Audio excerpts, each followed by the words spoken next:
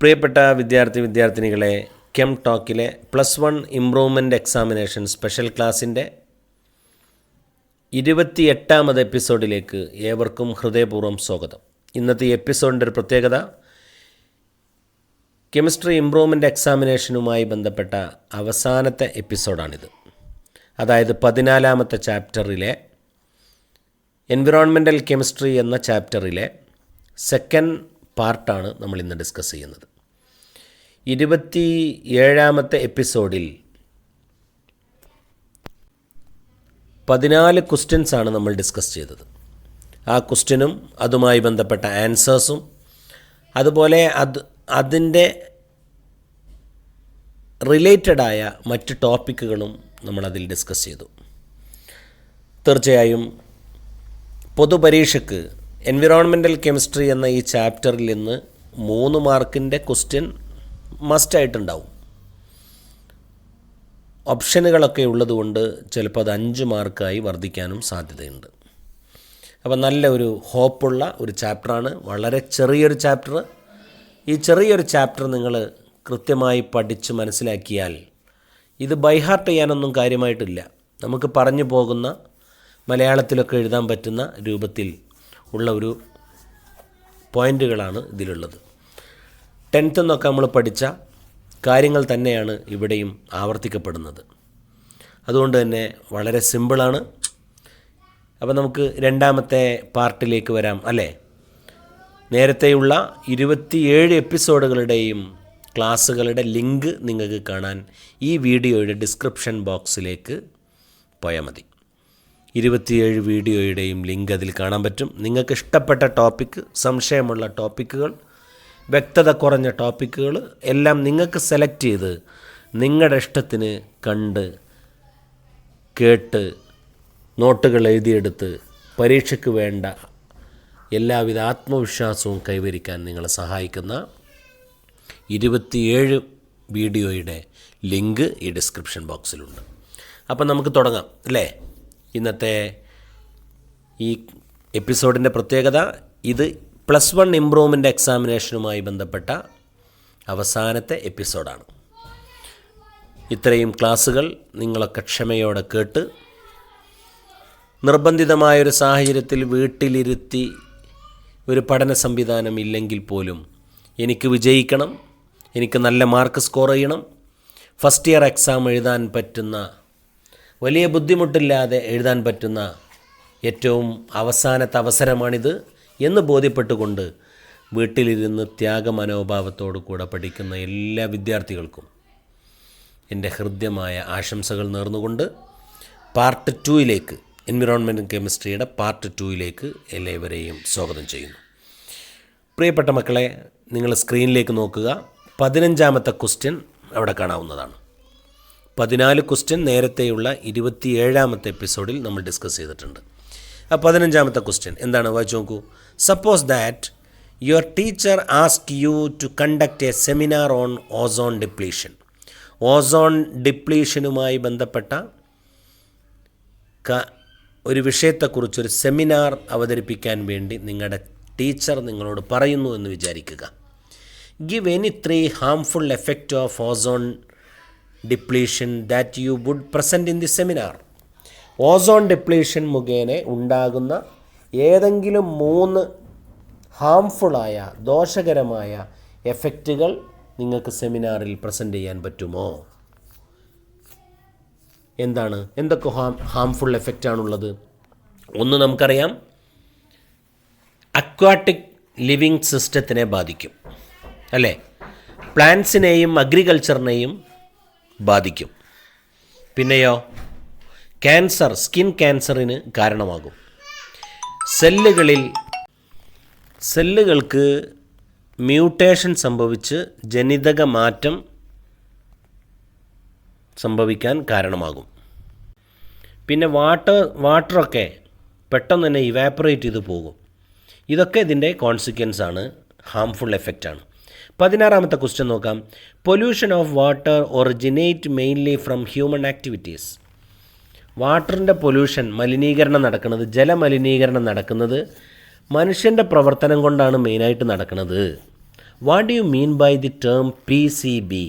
P C B എന്ന് പറയുന്ന term കൊണ്ട് എന്താണ് അർത്ഥമാക്കുന്നത്? പി സി ബി പറഞ്ഞാൽ എന്താണ്? What is P C B? നിങ്ങൾ കേട്ടത് പോളി ക്ലോറിനേറ്റഡ് ബൈഫിനൈൽ എന്നാണ് എൻ്റെ full. Polychlorinated biphenyls. Polychlorinated biphenyls എന്ന് പറയുന്ന കോമ്പൗണ്ട് ജലമലിനീകരണത്തിന് കാരണമാകുന്ന വളരെ പ്രധാനപ്പെട്ട ഒരു കെമിക്കലാണ്. അതാണ് പി സി ബി പറഞ്ഞത്. ഒരു വർഷം ഈ ക്വസ്റ്റ്യൻ വന്നിട്ട് ചിലർ ഫിസിക്സ്, കെമിസ്ട്രി, ബയോളജി എന്ന് എഴുതി വെച്ചു. അതല്ല, പോളി ക്ലോറിനേറ്റഡ് ബൈഫിനൈലാണ്. ഇനി ഇങ്ങനെ വേണേൽ ഇതാ പൊല്യൂഷൻ കൺട്രോൾ ബോർഡ് എന്നൊരു പൊല്യൂഷനുമായി ബന്ധപ്പെട്ട ഒരു സമിതി ഉണ്ട്, ഏജൻസി ഉണ്ട്, സർക്കാരിൻ്റെ നേതൃത്വത്തിൽ പ്രവർത്തിക്കുന്ന. അതും വേണമെങ്കിൽ എഴുതാവുന്നതാണ്. കാരണം പൊല്യൂഷനായിട്ട് ബന്ധപ്പെട്ടൊരു കാര്യമാണല്ലോ ഇത് എന്നതുകൊണ്ട്. ഓക്കെ, ശരിയായി ഉദ്ദേശിക്കുന്നത് പോളി ക്ലോറിനേറ്റഡ് ബൈഫിനൈൽ എന്നാണ്. Next, how do you chemical pollutant cause eutrophication? Chemical pollutant eutrophication എങ്ങനെയാണ് കാരണമാകുന്നത്? നമുക്കറിയാം, ഫെർട്ടിലൈസർ, മറ്റ് വസ്തുക്കൾ, നമുക്ക് ഭൂമിയിൽ നമ്മൾ പല രൂപത്തിലുള്ള കെമിക്കൽസ് ഉണ്ട്. ഇതൊക്കെ മഴ പെയ്യുമ്പോൾ വെള്ളത്തിൽ കുത്തി ഒലിച്ച് എങ്ങോട്ടെത്തും? വെള്ളത്തിലേക്കെത്തും. ഇങ്ങനെ വെള്ളത്തിലേക്ക് എത്തിക്കഴിഞ്ഞാൽ വെള്ളത്തിലുള്ള ബയോഡൈവേഴ്സിറ്റി നഷ്ടപ്പെടും. കാരണം അതിൽ വസ്തുക്കൾക്ക് ജീവിക്കാൻ പറ്റാതാവും, ജീവികൾക്ക് ജീവിച്ച് മുന്നോട്ട് പോകാൻ കഴിയാതാവും. അങ്ങനെയുള്ള സമയത്ത് ഈ പൊല്യൂട്ടൻറ്റിൻ്റെ ഫലമായി ആ ജലത്തിലെ ബയോഡൈവേഴ്സിറ്റി നഷ്ടപ്പെടുന്ന പ്രതിഭാസത്തിന് പറയുന്ന പേരാണ് യൂട്രോഫിക്കേഷൻ. അതിൽ പിന്നെ ഒരു ജീവി ഉണ്ടാവില്ല, ജീവനുള്ളൊരു വസ്തു ആ വെള്ളത്തിലുണ്ടാവില്ല. എല്ലാം കൂടെ ന്യൂട്രിയൻസും മറ്റു പൊല്യൂട്ടൻറ്റും കെമിക്കൽ വേസ്റ്റുകളും എല്ലാം കൂടെ നിറഞ്ഞിട്ട് ആ വെള്ളത്തിൽ ജൈവികത നഷ്ടപ്പെട്ടിട്ടുണ്ടെങ്കിൽ അതിനെ പറയുന്ന പേരാണ് യൂട്രോഫിക്കേഷൻ. വളരെ പ്രധാനപ്പെട്ടൊരു ക്വസ്റ്റ്യനാണ്, വരാറുണ്ട്. അടുത്ത C, mention the adverse effect of high fluoride concentration in drinking water. കുടിവെള്ളത്തിൽ ഫ്ലൂറൈഡിൻ്റെ കോൺസെൻട്രേഷൻ കൂടിയാൽ ഉണ്ടാവുന്ന ദോഷങ്ങൾ സൂചിപ്പിക്കുക. ഫ്ലൂറൈഡിൻ്റെ കോൺസെൻട്രേഷൻ വന്നാൽ നമുക്കറിയാം, ടീത്ത്, നമ്മുടെ പല്ലിന് ബ്രൗൺ കളറുള്ള ഒരു കോട്ടിങ് വരും. പല്ല് തേക്കാഞ്ഞിട്ട് വരുന്നതല്ല, മറിച്ച് ഫ്ലൂറൈഡിൻ്റെ അംശം 2 ppm മുകളിൽ ഉണ്ടെങ്കിൽ ആ വെള്ളം ഉപയോഗിക്കുമ്പോൾ പല്ലിൻ്റെ പുറത്തൊരു ബ്രൗൺ കോട്ടിങ് വരും. അതുകൊണ്ട് എക്സസ് ഫ്ലൂറൈഡ് ഉണ്ടോ എന്ന് എന്ത് ചെയ്യണം? പരിശോധിക്കണം. വാട്ടർ സാമ്പിൾ കൊണ്ടുപോയി പരിശോധിക്കണം. മാത്രവുമല്ല, എക്സസ് ഫ്ലൂറൈഡ് ഉണ്ടായാൽ, അതായത് 10 ppm മുകളിലാണെങ്കിൽ, പാർട്സ് പെർ മില്യൺ എന്നാണല്ലോ ppm, 10 ppm മുകളിലാണെങ്കിൽ ഫ്ലൂറൈഡ് ഉണ്ടാക്കുന്ന പ്രശ്നം എന്ന് പറഞ്ഞാൽ പല്ലിനും എല്ലിനും തകരാറുണ്ടാവും. അതും കൂടെ ശ്രദ്ധിക്കുക. ഓക്കെ, അപ്പോൾ ഫ്ലൂറൈഡിൻ്റെ ഹൈ കോൺസെൻട്രേഷൻ കൊണ്ടുള്ള ദോഷങ്ങൾ പഠിച്ചു. ഒന്നെന്താണ്? പല്ലിന് ബ്രൗൺ മോട്ടലിംഗ് ഉണ്ടാവും, ബ്രൗൺ കളറുള്ള ഒരു കോട്ടിങ് വരും. മാത്രമല്ല, എല്ലിനും പല്ലിനും അത് ദോഷകരമായി ബാധിക്കും. Question number 17, write any 2 difference between classical smog and photo chemical smog. Repeated ആണ്, നേരത്തെ വന്നതുമാണ്. നീ പറയണോ? ആവശ്യമുണ്ടോ? വളരെ സിമ്പിളായിട്ട്, classical smog humid and cool ക്ലൈമറ്റിലാണ് ഉണ്ടാവുക, ഈർപ്പമുള്ള തണുത്ത കാലാവസ്ഥയിൽ ആണ് ഉണ്ടാവുക. എന്നാൽ ഫോട്ടോ കെമിക്കൽ സ്മോഗ് പകൽ സമയത്ത്, നല്ല ചൂടുള്ള സമയത്താണ് അത് ഉണ്ടാവുക. ക്ലാസിക്കൽ സ്മോഗ് റെഡ്യൂസിങ് സ്മോഗ് എന്ന് പറയാറുണ്ട്. ഫോട്ടോ കെമിക്കൽ സ്മോഗിനെ ഓക്സിഡൈസിങ് സ്മോഗ് എന്ന് പറയാറുണ്ട്. വളരെ ഹാംഫുൾ എഫക്റ്റ് ഉണ്ടാക്കുന്ന ഒന്നാണ് ഫോട്ടോ കെമിക്കൽ സ്മോഗ്. ഇതൊക്കെ നമുക്കറിയണം. അടുത്ത B, how the green chemistry is useful in bleaching of paper. പേപ്പറിൻ്റെ ബ്ലീച്ചിങ്ങിൽ എങ്ങനെയാണ് ഗ്രീൻ കെമിസ്ട്രി ഉപയോഗിച്ചിരിക്കുന്നത്? ഹൈഡ്രജൻ പെറോക്സൈഡ് സ്യൂട്ടബിൾ കാറ്റലിസ്റ്റിൻ്റെ പ്രസൻസിൽ ഉപയോഗിച്ച് കഴിഞ്ഞാൽ പേപ്പറിനെ നമുക്ക് എന്ത് ചെയ്യാം? ബ്ലീച്ച് ചെയ്യാൻ ഉപയോഗിക്കാം.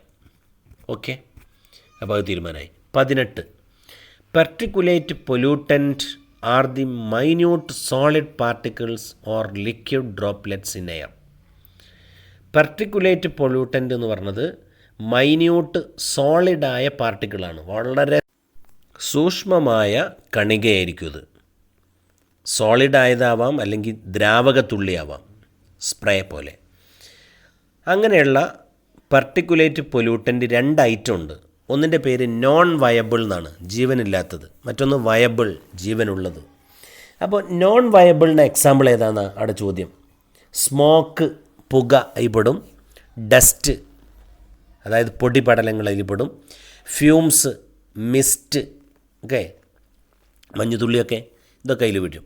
എന്നാൽ വയബിളായിട്ടുള്ളതോ ബാക്ടീരിയ, വൈറസ്, ഫംഗസ് തുടങ്ങിയ സാധനങ്ങളൊക്കെ വയബിളായ പർട്ടിക്കുലേറ്റ് പൊല്യൂട്ടൻ്റാണ്. ഓക്കെ, എന്താണ് ഫോട്ടോ കെമിക്കൽ സ്മോഗിൻ്റെ 2 ദോഷങ്ങൾ? Write any 2 adverse effect of photo chemical smog. ഒന്ന്, ക്രാക്കിംഗ് ഓഫ് റബ്ബറൊക്കെ ഇങ്ങനെ പൊട്ടിക്കീറും. ഫോട്ടോ കെമിക്കൽ സ്മോഗ് വളരെയധികം വന്നാൽ റബ്ബറേ, വാഹനത്തിൻ്റെ ടയറൊക്കെ ഇല്ലേ, ആ റബ്ബറൊക്കെ ഇങ്ങനെ പൊട്ടിക്കീറും. പിന്നെ പ്ലാന്റ് ലൈഫിന്, സസ്യങ്ങളുടെ ലൈഫിന് ഭയങ്കര എഫക്റ്റ് ഉണ്ട്, ഡാമേജ് ഉണ്ടാവും. പെട്ടെന്ന് തന്നെ ഉണങ്ങിപ്പോവുക, ഇലകളൊക്കെ പൊഴിഞ്ഞു പോവുക, ഇങ്ങനെ തുടങ്ങിയിട്ടുള്ള കാര്യങ്ങളൊക്കെ സംഭവിക്കും. മാത്രമല്ല മെറ്റൽസ്, ലോഹങ്ങൾ പെട്ടെന്ന് കൊറോഷൻ സംഭവിക്കും. ഫോട്ടോ കെമിക്കൽ സ്മോഗുള്ള അറ്റ്മോസ്ഫിയറിലുള്ള ലോഹങ്ങൾ അല്ലേ, അതൊക്കെ പെട്ടെന്ന് എന്ത് ചെയ്യും, തുരുമ്പ് പിടിക്കും. കല്ലുകൾ, building material, rubber, painted surface, ഇതിനൊക്കെ കൊറോഷൻ സംഭവിക്കും, കേടുപാടുകൾ സംഭവിക്കും. പെയിൻറ്റിങ്ങൊക്കെ പെട്ടെന്ന് തന്നെ ഫെയ്ഡായി പോകും. ഇതൊക്കെ സംഭവിക്കും ഫോട്ടോ കെമിക്കൽ സ്മോഗുള്ള അറ്റ്മോസ്ഫിയറിൽ. ഓക്കെ, അടുത്ത് 19ാമത്തെ question. Ozone in the stratosphere is produced by the help of ultraviolet radiation. Ultraviolet റേഡിയേഷൻ്റെ സഹായത്താലാണ് ഓസോൺ സ്ട്രാറ്റോസ്ഫിയറിൽ ഉണ്ടാവുന്നത്. സത്യത്തിൽ ഓസോൺ അൾട്രാവയലറ്റ് റേഡിയേഷനെ തടഞ്ഞു നിർത്തുന്നു എന്ന് നമ്മൾ പറയുന്നുണ്ട് അല്ലേ. അവിടെ എന്താ സംഭവിക്കണമെന്ന് ചോദിച്ചാൽ അൾട്രാവയലറ്റ് റേഡിയേഷൻ വന്ന് അവിടെ തട്ടുമ്പോൾ ഓക്സിജൻ ഓസോണായിട്ട് മാറും. അപ്പം അൾട്രാവയലറ്റ് റേഡിയേഷൻ ഇങ്ങോട്ട് വരാൻ കഴിയില്ല. അതാണ് ഇതിന് സ്ഥിതി. It protect us from harmful ultraviolet radiation. ഇതെന്ത് ചെയ്യും, ദോഷകാരികളായ അൾട്രാവയലറ്റ് റേഡിയേഷനെ ഇങ്ങോട്ട് വരുന്നതിനെ തൊട്ടും തടയുന്നു.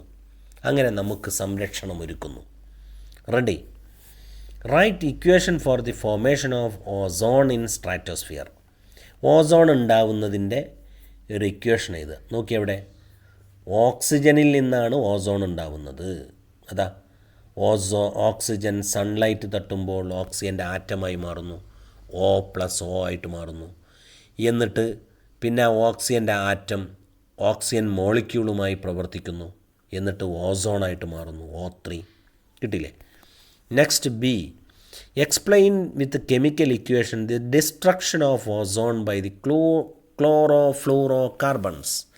CFCയുടെ സഹായം കൊണ്ട് അല്ലെങ്കിൽ CFCയുടെ പ്രസൻസ് കൊണ്ട് ഓസോണിന് സംഭവിക്കുന്ന നാശത്തെ എക്സ്പ്ലെയിൻ ചെയ്യുന്ന രാസസമവാക്യം എഴുതുക. അതാ സ്ട്രാറ്റോസ്ഫിയറിൽ CFC വരുന്നു. CFC എങ്ങനെ വരിക? ഫ്രിഡ്ജുകളിൽ CFC ഉപയോഗിക്കുന്നുണ്ട്. അങ്ങനെ തണുപ്പിക്കുന്ന മറ്റു മെറ്റീരിയൽസിലൊക്കെ CFC ഉപയോഗിക്കുന്നുണ്ട്. ഏറ്റവും സ്റ്റേബിളായൊരു കോമ്പൗണ്ടാണ് CFC. പക്ഷേ ചൂട് തട്ടിയാൽ CFC എന്ത് ചെയ്യുമെന്ന് പറയും, മുകളിലോട്ട് അങ്ങനെ എക്സ്പാൻഡ് ചെയ്ത് പോകും. അങ്ങനെ സ്ട്രാറ്റോസ്ഫിയറിൽ എത്തിക്കഴിഞ്ഞാൽ ഓസോൺ ലെയറുമായി പ്രവർത്തിക്കും. ഓസോൺ ലെയറിൻ്റെ അടുത്ത് അൾട്രാവയലറ്റ് റേഡിയേഷൻ വരുന്നുണ്ട്. ആ അൾട്രാവയലറ്റ് റേഡിയേഷൻ തട്ടി CFC ഡീകമ്പോസ് ചെയ്ത് ഫ്രീ റാഡിക്കലായിട്ട് മാറുന്നു. Cl ഡോട്ട്, ക്ലോറിൻ്റെ ഫ്രീ റാഡിക്കലാണ്. CF2Cl എന്ന ഫ്രീ റാഡിക്കലും ഉണ്ടാവും. ഓക്കെ, CFCൻ്റെ സിമ്പിളായൊരു എക്സാമ്പിളാണ് CF2Cl2 പറഞ്ഞത്. ക്ലോറോ കാർബൺ, ക്ലോറിനും ഫ്ലൂറിനും കാർബണുള്ള കോമ്പൗണ്ട്. ഓക്കെ, അങ്ങനെ ക്ലോറിൻ ഫ്രീ റാഡിക്കൽ എന്ത് ചെയ്യുന്നറിയോ, ഓസോണായിട്ട് പ്രവർത്തിക്കും. നോക്കൂ, Cl ഡോട്ട്, അതാണ് ക്ലോറിൻ ഫ്രീ റാഡിക്കൽ എന്ന് പറഞ്ഞത്. അത് ഓസോണായിട്ട് പ്രവർത്തിച്ചിട്ട് ClO ഡോട്ടും O2മായിട്ട് മാറും, O2. എന്നിട്ടോ ClO ഡോട്ട് ഓക്സിജൻ ആറ്റവുമായി പ്രവർത്തിക്കും. അവിടെ ഓക്സിജൻ ആറ്റം വരുന്നത് എവിടുന്നാണ് ഓക്സിജൻ ആറ്റം വരുന്നത്? ഓക്സിജൻ ആറ്റം ഓസോൺ ഡീകമ്പോസ് ചെയ്യുമ്പോൾ ഉണ്ടാവുന്നത്, അല്ലെങ്കിൽ ഓക്സിജൻ മോളിക്യൂൾ ഡീകമ്പോസ് ചെയ്യുമ്പോൾ ഉണ്ടാവുന്നത്. ആ ഓക്സിജൻ ആറ്റവുമായി ClO ഡോട്ട് പ്രവർത്തിക്കും. അങ്ങനെ ഓക്സിജനായിട്ട് മാറും. വീണ്ടും Cl ഡോട്ട് ഉണ്ടായി. ആ Cl ഡോട്ട് വീണ്ടും ഓക്സിജനായിട്ട് പ്രവർത്തിക്കും. അപ്പോൾ ഓക്സിജൻ മോളിക്യൂൾ ഡീകമ്പോസ് ചെയ്ത് ഓക്സിജൻ ആറ്റമായി മാറുന്ന പ്രോസസ്സിലെ ഓക്സിജനുമായി ഫ്രീ റാഡിക്കൽ പ്രവർത്തിച്ച് അതിനെന്താക്കും? ഓക്സിജൻ മോളിക്യൂൾ തന്നെ ആക്കി മാറ്റും. അതായത് ഓസോൺ ഉണ്ടാക്കാൻ അനുവദിക്കില്ല. ആര്? ക്ലോറിൻ്റെ ഫ്രീ റാഡിക്കൽ, അല്ലെങ്കിൽ ClO ഡോട്ട് എന്ന് പറയുന്ന ഫ്രീ റാഡിക്കൽ ഓസോൺ ആകാൻ സമ്മതിക്കില്ല. ആ എ എന്ന് പറയുന്ന ക്വസ്റ്റ്യൻ്റെ ആൻസറിലെ ആദ്യത്തെ സ്റ്റെപ്പ് കണ്ടില്ലേ? Equation O2 gives O + O എന്ന് പറഞ്ഞ റിയാക്ഷനില്ലേ? ആ റിയാക്ഷനിലെ ഓക്സിജനുമായിട്ട് ആര് പ്രവർത്തിക്കും? ഫ്രീ റാഡിക്കൽ പ്രവർത്തിക്കും. അങ്ങനെ ആകുമ്പോൾ പിന്നെ ഓസോൺ ഉണ്ടാകാനുള്ള അവസരം നഷ്ടപ്പെടുത്തും. ഓസോൺ ഉണ്ടാകാനുള്ള അവസരം നഷ്ടപ്പെട്ട് കഴിഞ്ഞാൽ പിന്നെ ഓസോൺ ഉണ്ടാവില്ല. അങ്ങനെ ഓസോൺ ബ്രേക്ക് ഡൗൺ ആയി ഇങ്ങനെ പോയിട്ട് ഓസോൺ നിൽക്കുന്ന സ്ഥലം കാലിയാവും. ഓക്കെ, ഇതാണ് ഓസോൺ ഡിപ്ലീഷൻ്റെ കെമിസ്ട്രി. പഠിച്ചു വെച്ചാൽ നല്ലതാണ്. ഏറ്റവും സിമ്പിളായി നിങ്ങൾക്ക് മനസ്സിലാവണ ഏതെങ്കിലും ഓർമ്മയിൽ കിട്ടുന്ന 2 സ്റ്റെപ്പ് ഇക്വേഷനെങ്കിലും പഠിച്ചു വെക്കുക. ഫ്രീ റാഡിക്കൽ, ക്ലോറോഫ്ലൂറോ കാർബൺ എന്ന് ഫ്രീ റാഡിക്കൽ ഉണ്ടാണ് ഇക്വേഷൻ പഠിച്ചു വെക്കുക. അത് എഴുതി തച്ചാൽ തന്നെ മാർക്കായി. ഓക്കെ, അടുത്ത ക്വസ്റ്റ്യനിലേക്ക് പോയാലോ? 20ാമത്തെ question. Organic matter such as leaves, grass, trash etcetera are major pollutant in water. വെള്ളത്തിലേക്ക് നോക്കൂ നിങ്ങൾ. പുല്ല്, മറ്റ് വേസ്റ്റുകൾ, ഇലകൾ, ഇതൊക്കെ വീണിട്ട് വെള്ളം അശുദ്ധമാകും, മലിനീകരിക്കപ്പെടും. How do organic pollutant affect aquatic life? എങ്ങനെയാണ് ഓർഗാനിക് പൊല്യൂട്ടൻ്റ് ഇങ്ങനെയുള്ള ഇലകളും പുല്ലുകളും മറ്റ് വേസ്റ്റുകളൊക്കെ വീണിട്ട് വെള്ളം മലിനമാകുന്നത്? ആ വെള്ളത്തിൽ ജീവിക്കുന്ന ജീവികൾക്ക് എങ്ങനെയാണ് ഹാംഫുൾ എഫക്റ്റ് ആവുന്നത്? കാരണം മറ്റൊന്നുമല്ല, ഇങ്ങനെ വേസ്റ്റുകൾ വെള്ളത്തിൽ വീണാൽ ആ വേസ്റ്റിനെ ഡീകമ്പോസ് ചെയ്യാൻ ബാക്ടീരിയ പ്രവർത്തിക്കണം. ബാക്ടീരിയ പ്രവർത്തിക്കണമെങ്കിൽ ബാക്ടീരിയക്ക് ഓക്സിജൻ വേണം. ബാക്ടീരിയ ഓക്സിജൻ എടുക്കുക വെള്ളത്തിൽ നിന്നാണ്. അങ്ങനെ ആകുമ്പോൾ വെള്ളത്തിൽ ഡിസോൾവ് ചെയ്ത ഓക്സിജൻ്റെ അളവ് കുറയും. വെള്ളത്തിൽ ഡിസോൾവ് ചെയ്ത ഓക്സിജൻ്റെ അളവ് കുറയുമ്പോൾ വെള്ളത്തിൽ ജീവിക്കുന്ന ജീവികൾ ഓക്സിജൻ കിട്ടാതെ ചത്തുപോകും. ഇതാണ് അക്വാട്ടിക് ലൈഫിനെ ബാധിക്കുന്ന പ്രശ്നം. ഒന്നുകൂടി ഒന്ന് കേട്ടാൽ ക്ലിയർ ആവും. Next B. What is biological oxygen demand? Amount of oxygen required by bacteria to break down organic matter present in a water. അപ്പോൾ ഒരു വാട്ടറിൽ ഉള്ള ഓർഗാനിക് മാറ്ററിനെ നശിപ്പിക്കാൻ വേണ്ടി ബാക്ടീരിയയ്ക്ക് ആവശ്യമായ ഓക്സിജൻ്റെ അളവിനാണ് ബയോളജിക്കൽ ഓക്സിജൻ ഡിമാൻഡ് എന്ന് പറയാം, BOD. 21ാമത്തെ question. When the pH of the rain water drops below 5.6, 5.6 pH കുറയുകയാണെങ്കിൽ, ആരുടെ? മഴവെള്ളത്തിൻ്റെ pH കുറയുമ്പോൾ it is called acid rain. ഇതിന് ആസിഡ് റെയിൻ എന്നാണ് പറയുക. pH 5.6 കുറയുകയാണെങ്കിൽ ആ റെയിൻ വാട്ടറിന് ആസിഡ് റെയിൻ എന്ന് പറയും. What are the major compounds responsible for acid rain? ഏതാ? SO2, NO2, ഇതൊക്കെയാണ്. സൾഫർ ഡയോക്സൈഡ്, നൈട്രജൻ ഡയോക്സൈഡ്, ഇതൊക്കെയാണ് ആസിഡ് റെയിന് കാരണമാകുന്ന components. What are the harmful effect of acid rain? Acid റെയിൻ്റെ ഹാംഫുൾ എഫക്റ്റ് എന്താ? Building മെറ്റീരിയൽസിന് തകരാറാണ്, അല്ലേ? കൊറോഷന് കാരണമാകും. പിന്നെ ലിവിങ് ബീൻസിന്, അക്വാട്ടിക് ലിവിങ് ബീൻസിന് പ്രശ്നമാകും. അതുപോലെ പ്ലാന്റ്സിനെ ദോഷകരമായി ബാധിക്കും, അഗ്രികൾച്ചറിന് ദോഷകരമായി ബാധിക്കും. ഒക്കെ നേരത്തെ പറഞ്ഞതാണ്, ഞാൻ ആവർത്തിക്കുന്നില്ല. 22. Atmospheric pollution increases the global average temperature. The phenomenon is called global warming. അന്തരീക്ഷ മലിനീകരണത്തിലൂടെ അന്തരീക്ഷത്തിലെ ഊഷ്മാവ് കൂടുന്നുണ്ട്. ഇതിനാണ് ഗ്ലോബൽ വാർമിംഗ് എന്ന് പറയുക. What are the major gases which contribute towards global warming? Global വാർമിങ്ങിന് കാരണമായ പ്രധാന വാതകങ്ങൾ ഏതൊക്കെയാണ്? Carbon dioxide, methane, water vapour, chlorofluorocarbon, nitrous oxide, ozone. ഇതിനൊക്കെ നമ്മൾ വേറെ പേരിലറിയപ്പെടും ഗ്രീൻ ഹൗസ് ഗ്യാസസ്. ഗ്ലോബൽ വാർമിങ്ങിന് കാരണമായ ഗ്യാസസിൻ്റെ പേരാണ് ഗ്രീൻ ഹൗസ് ഗ്യാസസ്. ഏതൊക്കെയാണ് ഗ്രീൻ ഹൗസ് ഗ്യാസസ്? അതാണ് പഠിത്തന്നത്. CO2, methane, water vapour, chlorofluorocarbon, nitrous oxide, ozone etcetera. B. What can we do to reduce global warming? Global warming കുറക്കാൻ എന്താണ് നമുക്ക് ചെയ്യാൻ പറ്റുക? Reduce burning of fossil fuel കത്തിക്കുന്നത് കുറക്കുക. പെട്രോള്, ഡീസൽ, മണ്ണെണ്ണ തുടങ്ങിയ വസ്തുക്കൾ, വിറക്, ഇതൊക്കെ കത്തിക്കുന്നത് ഒഴിവാക്കുക. ഇതൊക്കെ കത്തിക്കുമ്പോൾ കാർബൺ ഡൈ ഓക്സൈഡ് ഇഷ്ടം പോലെ ഉണ്ടാവും. അപ്പം ഇനി ഒന്നും കത്തിക്കണ്ടെന്നാണോ? കത്തിക്കണം. കത്തിക്കുമ്പോൾ ഹൈഡ്രജൻ കത്തിക്കുകയാണെങ്കിൽ അതിൻ്റെ പ്രോഡക്റ്റ് കാർബൺ ഡൈ ഓക്സൈഡ് അല്ലല്ലോ, പകരം വാട്ടറാണല്ലോ. അങ്ങനെ ആകുമ്പോൾ ഹൈഡ്രജൻ ഫ്യൂൽ ഉപയോഗിക്കാം. വാഹനങ്ങളിലൊക്കെ ഹൈഡ്രജൻ ഫ്യൂൽ ഉപയോഗിക്കാൻ പറ്റുമോ എന്നുള്ളതിനെക്കുറിച്ച് റിസർച്ച് നടന്നുകൊണ്ടിരിക്കുകയാണ്. കുറേയൊക്കെ വിജയിച്ചിട്ടുണ്ട്. കുറച്ച് സാമ്പത്തിക ചിലവൊക്കെ ഇപ്പം ഉണ്ട്. അപ്പോൾ സാമ്പത്തിക ചിലവ് കുറച്ച് കൊണ്ടുവരികയാണെങ്കിൽ ഹൈഡ്രജൻ ഫ്യൂൽ ഉപയോഗിച്ചുകൊണ്ടുള്ള വാഹനങ്ങളും മറ്റു ഉപകരണങ്ങളൊക്കെ വരാൻ പോവുകയാണ്. ഓക്കട്ടെ. രണ്ടാമത്തത്, plants trees and encourage forest station. എന്ത് ചെയ്യുക? ഫോറസ്റ്റേഷൻ, കുറേ മരങ്ങൾ വെച്ച് പിടിപ്പിച്ചിട്ട് എന്ത് ചെയ്യുക? ഫോറസ്റ്റേഷൻ പ്രോസസ്സിനെ എൻകറേജ് ചെയ്യുക, പ്രോത്സാഹിപ്പിക്കുക. Avoid burning of dry leaves, ഉണങ്ങിയ ഇലകൾ കത്തിക്കുന്നതിനെ തടയുക, മരങ്ങൾ കത്തിക്കുന്നതൊക്കെ.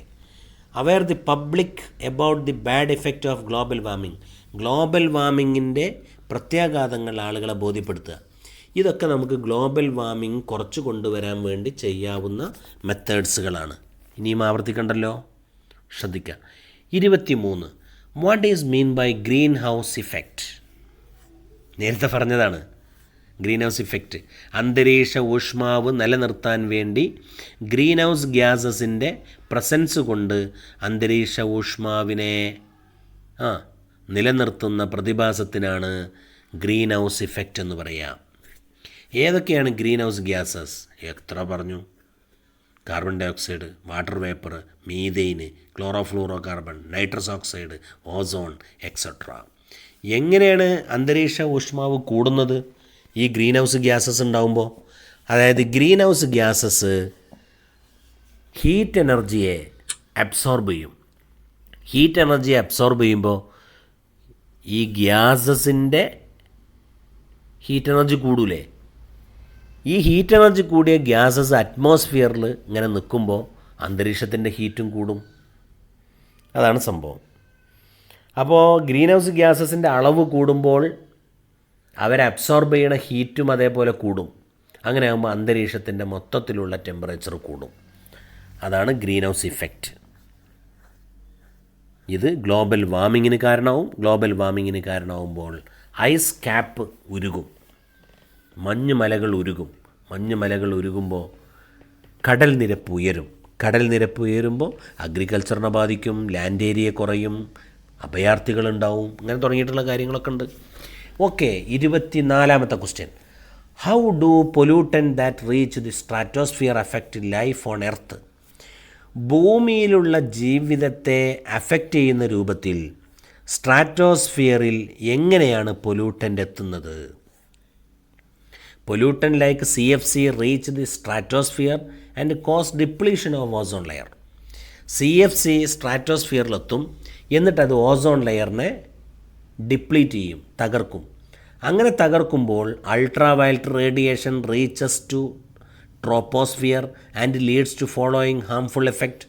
അങ്ങനെ ട്രോപ്പോസ്ഫിയറിലേക്ക് അൾട്രാ വയലറ്റ് റേഡിയേഷൻ അങ്ങനെ ഇറങ്ങി വരും. ഇറങ്ങി വന്നാൽ it leads to ageing of skin. തൊലി പെട്ടെന്ന് ചുക്കിച്ചുളിഞ്ഞിട്ട് വലിയ പ്രായമായ തൊലിയായിട്ട് മാറും.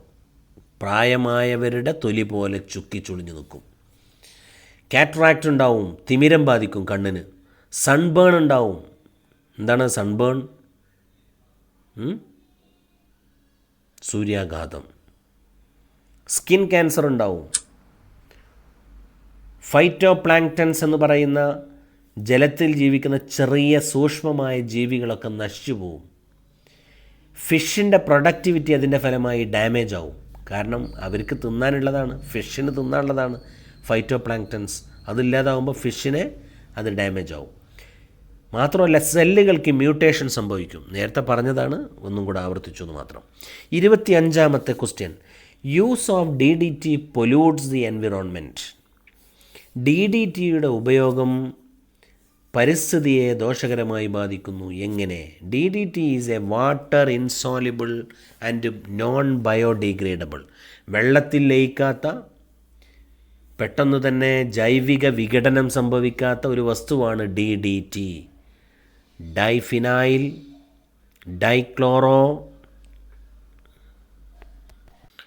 അതിൻ്റെ എക്സ്പാൻഷൻ ഡൈഫിനൈൽ ട്രൈക്ലോറോ ഈഥെയ്ൻ.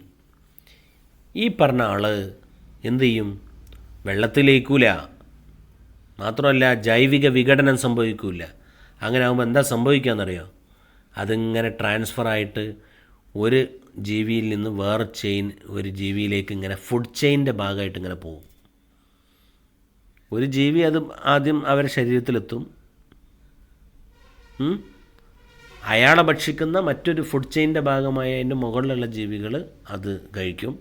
അങ്ങനെ എല്ലാ ജീവികളിലും ഇതെത്തും.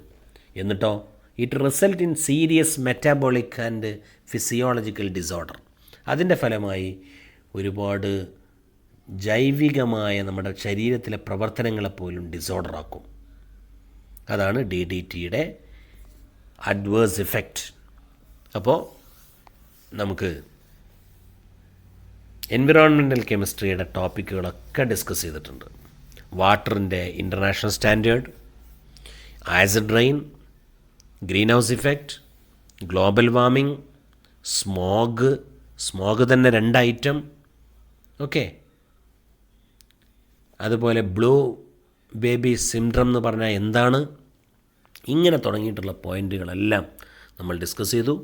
BOD ബയോളജിക്കൽ ഓക്സിജൻ ഡിമാൻഡ് എന്താണ്, യൂട്രോഫിക്കേഷൻ എന്താണ്, ഇതല്ലാതെ മക്കളെ ഇതിൽ നിന്ന് വേറെ ചോദ്യം വരാനില്ല. അപ്പോൾ അത് പഠിക്കുക. മലയാളത്തിലെങ്കിലും അത്യാവശ്യ കാര്യങ്ങൾ ഓർത്തിരിക്കുക, എന്നിട്ട് മലയാളത്തിൽ അടിച്ചു വിടുക.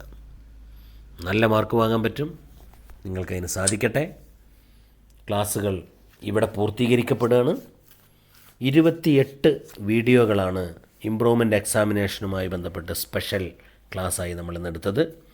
അതെല്ലാം, അതിൻ്റെ എല്ലാ ലിങ്ക് നിങ്ങൾക്ക് ഡിസ്ക്രിപ്ഷൻ ബോക്സിൽ പോയാൽ കാണാം. അല്ലെങ്കിൽ chem talk and Munir talk എന്ന ഈ ചാനലിലെ പ്ലേലിസ്റ്റാണ് ഇംപ്രൂവ്മെൻ്റ് എക്സാമിനേഷൻ എന്ന് പറഞ്ഞ പ്ലേലിസ്റ്റ്. ആ പ്ലേലിസ്റ്റിൽ പോയാൽ 28 വീഡിയോയും നിങ്ങൾക്ക് കാണാൻ പറ്റും. അങ്ങനെ കണ്ട് അതിൽ പ്രധാന പോയിൻ്റുകളൊക്കെ ഓർത്തു വെച്ച് ഇടയ്ക്കിടെ കേൾക്കുകയും ചെറിയ നോട്ട്സുകൾ എഴുതുകയും ആ നോട്ട്സുകൾ എഴുതിയതിന് ശേഷം ഓർമ്മയിലേക്ക് വരുന്നുണ്ടോ എന്ന് നോക്കുക, റിവൈസ് ചെയ്യുക, പരീക്ഷയ്ക്ക് ആത്മവിശ്വാസത്തോടു കൂടെ പോവുക. ഫുൾ മാർക്ക് സ്കോർ ചെയ്യാനുള്ള എല്ലാ മുതലും ഇവിടെയുണ്ട് എന്നെല്ലാവരെയും അറിയിക്കണം. നഷ്ടപ്പെടുത്താൻ സമയമില്ല. ഫസ്റ്റ് ഇയർ പരീക്ഷ എഴുതാനുള്ള, സിമ്പിളായി എഴുതാനുള്ള ഏറ്റവും അവസാനത്തെ അവസരമാണിത്. ഇനി നിങ്ങൾ പരീക്ഷ എഴുതണമെങ്കിൽ പരീക്ഷയാണുള്ളത്. പരീക്ഷ എഴുതാൻ ആർക്ക് പറ്റില്ല എന്നറിയോ? ഫസ്റ്റ് ഇയർ തോറ്റുപോയ ഒരാൾക്ക് ഫസ്റ്റ് ഇയർ പരീക്ഷയും 2 മാർക്കും കൂടെ കൂട്ടിയതാണ് മാർക്കെങ്കിലും ഫസ്റ്റ് ഇയറും തോറ്റു സെക്കൻഡ് ഇയറും തോറ്റ ഒരാൾക്ക് ചിലപ്പോൾ സെക്കൻഡ് ഇയറിൻ്റെ പരീക്ഷ എഴുതി എന്നതുകൊണ്ട് വിജയിച്ച് പോരാൻ കഴിയില്ല. അപ്പോൾ സേയിലും രക്ഷയില്ലാത്ത വിധം തോറ്റുപോയാൽ പിന്നെ നിങ്ങൾ 2 വർഷമായി പരീക്ഷ എഴുതണം. ഫസ്റ്റ് ഇയറിൻ്റെ പരീക്ഷ വരുന്ന സമയത്ത് ഫസ്റ്റ് ഇയറും സെക്കൻഡ് ഇയറിൻ്റെ പരീക്ഷ വരുന്ന സമയത്ത് സെക്കൻഡ് ഇയറും എഴുതേണ്ടി വരും. അപ്പോൾ അങ്ങനെ ഒരു ബുദ്ധിമുട്ട് വരും. അതുകൊണ്ട് സിമ്പിളായി വിജയിച്ചു പോകാൻ പറ്റുന്ന ഏറ്റവും നല്ല അവസരമാണ് ഈ പരീക്ഷ. അത് നന്നായി മുതലാക്കുക. പ്രത്യേകിച്ച് കോവിഡിൻ്റെ ഈ ഒരു സാഹചര്യത്തിൽ പരീക്ഷ തന്നെ കുറച്ച് സിമ്പിളാവാൻ സാധ്യതയുണ്ട്. അതൊക്കെ മുതലാക്കി 60 മാർക്കും കിട്ടാൻ എൻ്റെ പ്രിയപ്പെട്ട മക്കളെ നിങ്ങൾ ശ്രമിക്കണം. അതിന് നിങ്ങൾക്ക് സാധിക്കട്ടെ എന്ന് ആശംസിച്ചുകൊണ്ട് പ്രാർത്ഥിച്ചുകൊണ്ട് ക്ലാസ് ഇവിടെ അവസാനിക്കുന്നു. Thank you.